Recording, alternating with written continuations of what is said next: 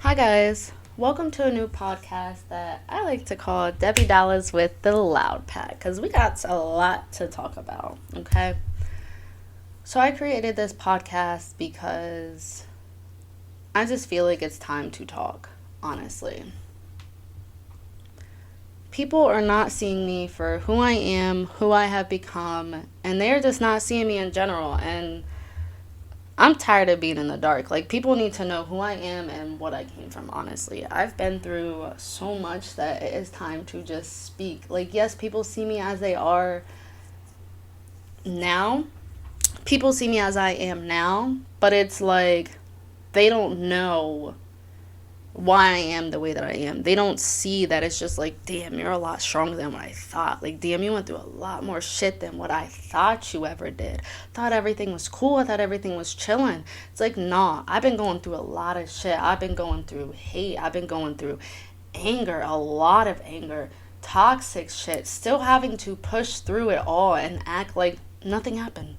Nothing at all. And nobody would think that anything happened until I told them my story, until I told them what happened. But back on focus, real quick.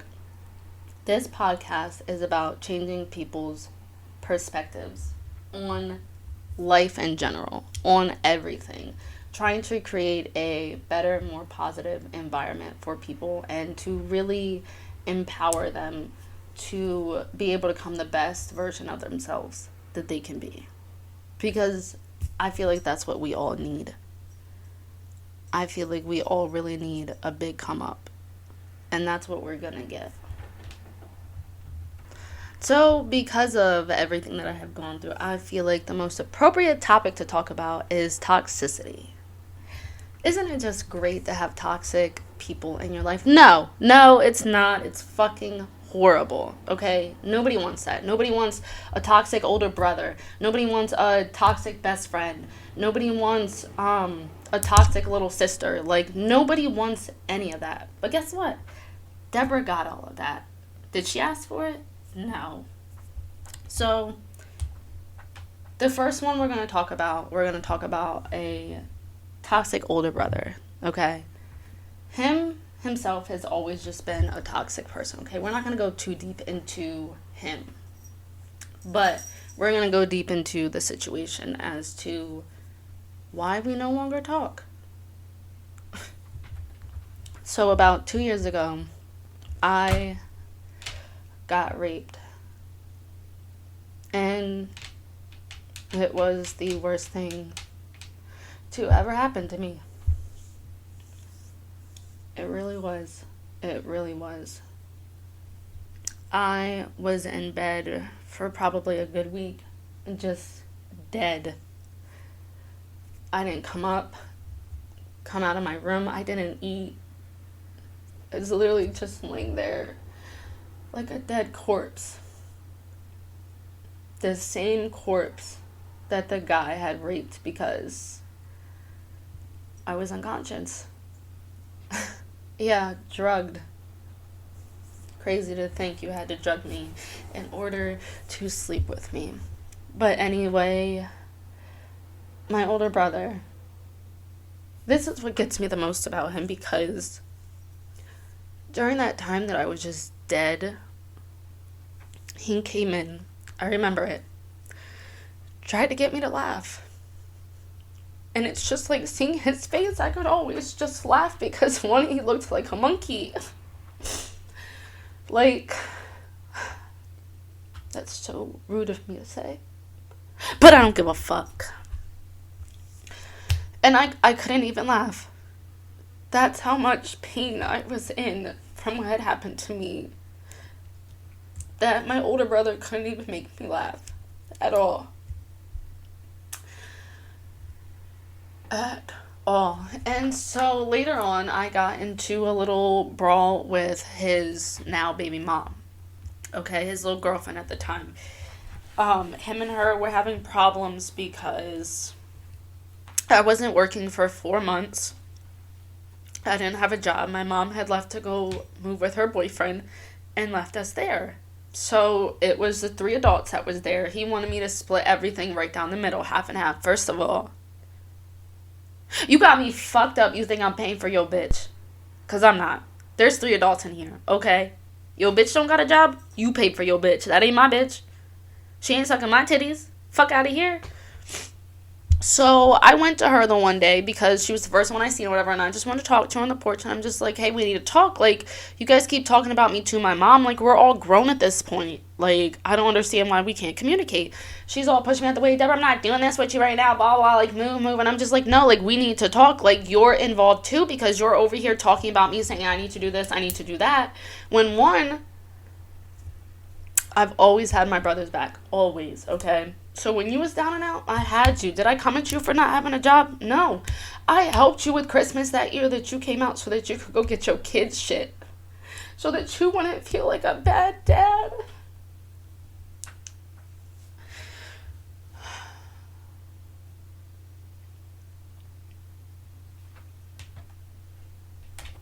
So all in all, his little girlfriend, baby mom at the time, yes, she was pregnant. She put her hands on me, and so we started fighting. Bitch, you don't care about your kid? Why the fuck should I? Like, yes, that's my niece, blah, blah, whatever. But at the same time, like, you put your daughter in harm's way. You think I'm not going to swing back on you? No, I'm not going to hit your stomach, none of that, blah, blah. But so that was that. We got into it, and my other sister was there at the time, too, and she jumped in, too, because you just put your hands on me, blah, blah. So after that, my brother, you know, he got into it with me and everything, kicked me out, kept trying to, like, literally come after me. Like, if he was picking up his kids from his first baby mom's house and I was around, he would literally walk behind me and try to come after me and, like, swing on me and shit from behind. So I was physically scared of him at that point. And you messaged me. I have all these messages from him, like, from that, like, arguing, whatever, and he literally wanted to use that against me, what had happened to me, and that's why I don't talk to him anymore, because you used what took everything away from me, against me, when it wasn't my fault that happened. I had no control over that, none, and you used that against me. So no, we don't talk. No, we don't have a relationship. No, you don't get that side of me anymore. No, you do not get the loyalty from me anymore. You don't get anything from me anymore because you did that to me and you thought that it was okay. I'm sorry, but you lost out on me completely. You lost out on ever having me on your side again, ever doing anything for you. You lost out on it all. All of it. And just because someone is family to you or holds a title that can't physically be taken away does not mean that they have got to stay and remain in your life. I'm sorry, but I don't see it like that at all. You don't get to get any updates on me. You don't get to know what's going on with me. Yes, you're my brother, so, like, my nieces and nephews are going to tell you little things about me, or our other siblings, or my mom are going to tell you little things about me, but it is not the same as being able to talk to me and hearing it from my mouth. You don't get none of that from me. And it is so okay to get rid of toxic people in your life, no matter who they are. Because just from you guys hearing that, yes, I had some toxic stuff that I did too. Hitting her back, fighting her, I shouldn't have done that. But one, I'm going to stand my ground. And two, you just not going to put your hands on me and think because you're pregnant that I'm going to just let that happen. I'm sorry. That's like saying, oh, a girl can't hit a guy because a guy can't hit him back. And you think, no. If you have the audacity to put your hands on a man, you better have the audacity to get hit by a man too, because it goes both ways. You can't just be doing something like that and think that it's going to be okay.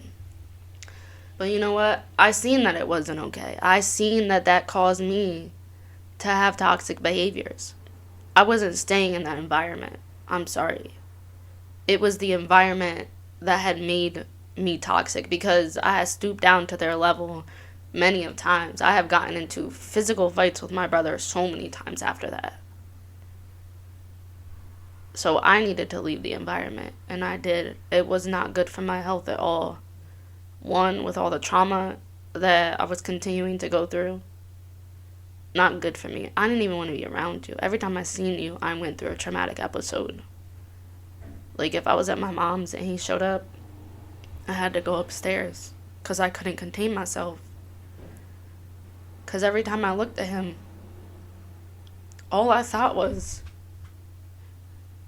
damn, you really just think I'm a hoe and just got drunk and just sleep with everybody. That's what you think of me. Like, damn, bro, you really don't value me. Like, bro, you really don't respect me. Bro, you really don't see me how you supposed to see me. So fuck you. Stay far the fuck away from me. You don't get none of that. You don't get anything that I'm ever gonna get. You don't get any type of love from me. You don't get any type of support from me.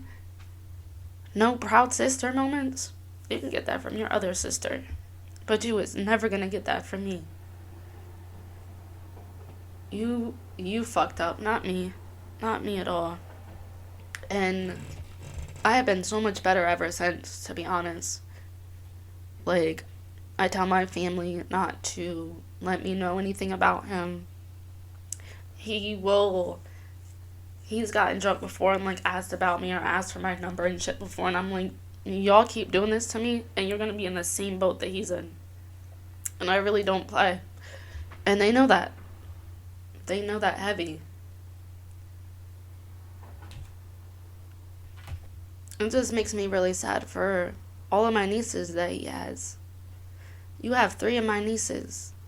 And if anything like that ever happened to them, I really fear for their support from you. I really do. Like, I worry about them so much.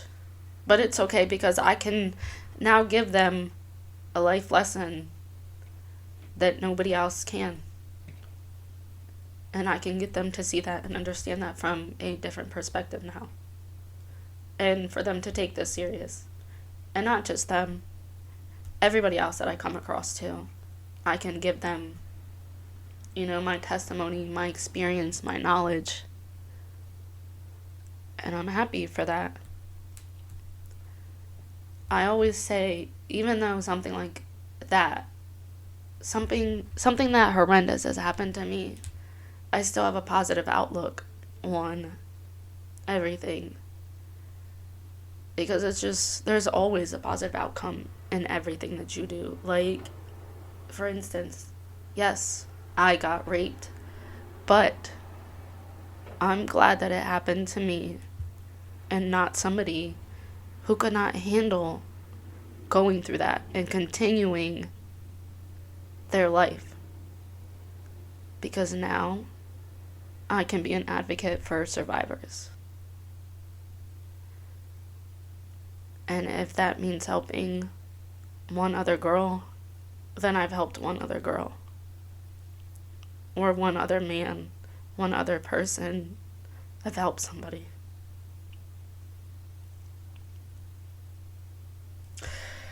But thank you for listening to my first episode of Debbie Dollaz with the LoudPack. I will see you guys next time. I'm not sure if we will talk about toxicity again, but this was just the first toxic situation that I'm coming forth to you guys about. But keep in touch with me. I will be back next week. And I hope you guys are here with me. Peace out. Until next time. If you guys want to get to know me a little bit more, I do have a YouTube channel under the name Debbie Dollaz. I have an Instagram under the name of Debbie Dollaz as well. You guys can comment on my dashboard on YouTube and let me know any questions you have, any other podcast topics that you want to talk about, get into. I am so open at this point. to talk about anything. So, just let me know.